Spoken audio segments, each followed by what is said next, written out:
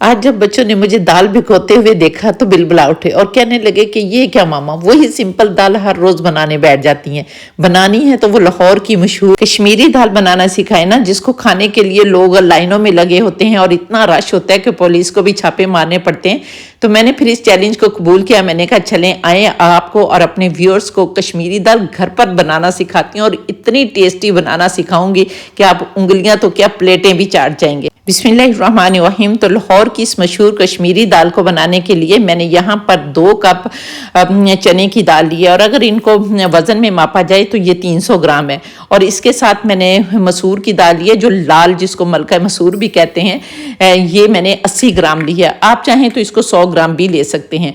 और यहाँ पर ये दोनों दालें जो हैं इनको आपने पहले बहुत अच्छी तरह से साफ़ कर लेना है, कोई भी कंकर वगैरह हो वो निकाल लेना है और इसके बाद फिर आपने इनको इकट्ठा एक बाउल में कर लेना है और फिर पानी डालकर बहुत अच्छी तरह से वॉश करना है, क्योंकि आपको पता है कि दालों के ऊपर बहुत सारा पाउडर भी लगा होता है। तो आपने इनको मल मल कर बहुत अच्छी तरह से साफ़ करना है और साफ़ करने के बाद फिर आपने कम से कम इनको 5-6 घंटे के लिए भिगो कर रखना है। अगर आप लोगों के पास इतना ज़्यादा टाइम ना हो तो फिर आप गर्म पानी डाल लें और 2-3 घंटे के लिए भिगो दें। और अगर आप लोगों के पास बहुत ज़्यादा टाइम है तो आप इनको रात भर भी भिगो कर रख सकते हैं। अब हम एक कुकर लेंगे और उसके अंदर हम ये दोनों दालें डाल देंगे और जो दाल मैंने भिगोई थी ना उसके अंदर तकरीबन आधा कप पानी जो है वो इसके अंदर है। तो इस पानी के साथ ही हमने डाल देना है, क्योंकि इसमें बहुत सारे न्यूट्रिएंट्स जो हैं वो दाल के अंदर हैं।